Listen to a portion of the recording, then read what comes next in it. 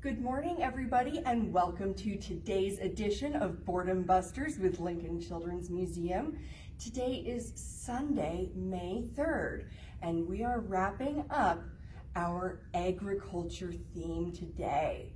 Now, so far, we have learned a lot about different kinds of farms. We've learned about dairy farms and chickens. We've learned about different crops and what part of the plant the edible part comes from. Now today we're going to look a little bit more at where our food comes from, and we're also going to look at healthy eating. Now don't forget, we have Gus, the cow from the Nebraska Farm Bureau Foundation. Though whenever you do any of these activities from this past week, or any other at-home learning about agriculture, snap a little picture of you and Gus and send that in to the foundation, and you will be entered to win a book. Here he is, helping our little Kazoo. Now, here we are. Gus and Kazoo are going on a picnic. Let's see what we should pack for a healthy picnic. Can you help Gus and Kazoo pack a basket full of just the healthy foods? Why are those foods healthy? And why are the other ones sometimes food? Now for our book recommendation today, we have this great book by Chris Butterworth called How Did That Get in My Lunchbox? The Story of Food. So check that out. We have it linked for you to listen to. Now, song recommendation today. It's the Healthy Food Song. And you will learn all about why you should eat healthy foods, which foods are healthy, and really the benefits of having a good healthy diet. And our video recommendation today is called Crunchy Carrots, Farm to Fork. This little video is all about how those carrots get to your plate. Where do they start? Who grows them? How do they go from being in the ground to being nice and clean and yummy on your plate for snack or dinner? All right, now for our first activity, we are going to make a rainbow of healthy foods. Now what you need for this is a nice big piece of paper. You will need some grocery store ads. Now I looked through quite a few grocery ads and found all these fruits and vegetables in a rainbow of colors. And what we'll do is we will put them onto our paper in the shape of a rainbow. Now you'll also need a couple cotton balls. And if you don't have cotton balls, you can also find pictures of white food, like white onions or garlic. All right, so first you need a little template of a rainbow. So I'm going to start by drawing my clouds on the ends of my rainbow. That way I don't get too carried away with my lines. All right. Now, how many colors are in a rainbow? Red, orange, yellow, green, blue, indigo, and violet. But we're just going to stick with red, orange, yellow, green, blue, and we will give purple a try. As if you look around, there's not very many purple foods. See, red, orange, yellow, green, blue, and let's get one more in here for purple. Let me just extend those clouds a little bit. We're going to put some cotton balls on there anyway. All right, now let's see, what do we have that's red? I found a lot of red. I found apples, which grow on trees. I found raspberries, which grow on bushes. Here we have some tomatoes, and these are even some red potatoes. We also have a strawberry and a pepper.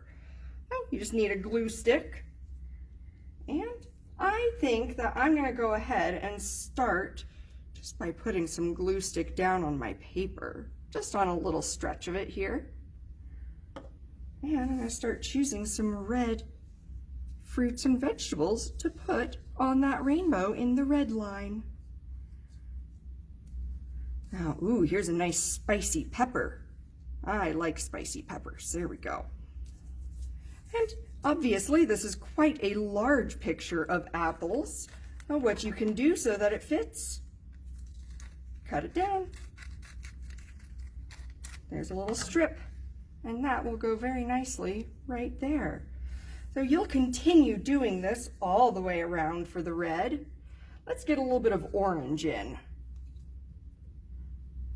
There's some glue stick for my orange row. And I found carrot slices.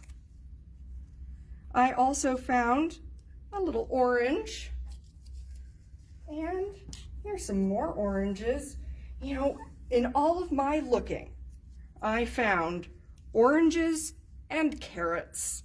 And that was pretty much it. There are also orange peppers as another thing that you might find in your grocery store ads. But I didn't find any orange peppers in my ads. Nice big picture of oranges. I'll cut that up later. Let's get a little yellow on here. So I think that you get the idea of this healthy fruit and vegetable little collage here in a rainbow. There's some corn. I did find a yellow bell pepper. I'll cut that in half. Maybe I'll use the other half later in the rainbow. And some lemons. Very nice for making some lemonade or to go on some fish for dinner. Let's see. Oh, I'll put that one right there. All right. So when we get to it, I'll show you my way of making clouds. Let's get some greens on here. Now I found things like limes, but I also found things like lettuce. This is a nice leafy green lettuce picture. There's some broccoli. I love broccoli. I also found asparagus and peas. All right, blue was tricky. The only thing I found that was blue was blueberries. I'm just gonna have to cut it up into a few different little pieces here to add to my collage. And purple was also incredibly tricky. Let me know how many purple things you find in your ads. But I had a very tricky time finding very many things that were purple. Because even really grapes, we think of grapes as being purple, but here are the grapes that I found. I found all of these and I feel like they're closer to being red. But I did find a couple that were purple enough. I might have to go back through. I don't know if I have enough here. Here's one little bunch of purple grapes. I found some blackberries, which we know are purple. They just look pretty black. I found some red lettuce, red leaf lettuce that comes out looking pretty purple, really, not red. And some slices of purple onions I found. All right, so now I'm gonna go ahead and show you the way to get those clouds on there. And if you're using your cotton balls, you can unroll them just like a hay bale. These ones were pretty small, so I grabbed a few. If you've got the nice big fluffy ones, you might only need 2. Now, glue stick doesn't work as well for gluing down our cotton balls as white glue does. So I made sure to bring some of that too. Now, fluff it out and glue it down. Well, there we go. I like to unroll it first and then fluff it. And see, now that I'm gluing this on, it doesn't even matter that my first drawing of the cloud was the wrong size. You just pick off little pieces and press it down into the white glue. And when you have your lovely, healthy eating rainbow masterpiece, see how many of those things that you will actually eat. I had a tough time also going through. I kept finding grocery ads that were full of chips and cookies and sodas and just not very many fresh vegetables. So there it is, and I will have to finish that later. Now, our other activity I have right over here, it is more of a thinking activity, but you can write it down. We have a guide for it with an example, and it's the food journey. So think about the food, any food, something that you've had for a snack today, something that's just in your kitchen. Like maybe a bag of chips, maybe a cookie. So if you have a chocolate chip cookie, chocolate chip, where did that come from? Well, the cookie maybe came from the store. So first, it was at the store. But how did it get to the store? It was baked in a commercial kitchen, and then it was packaged. So, the packaging factory,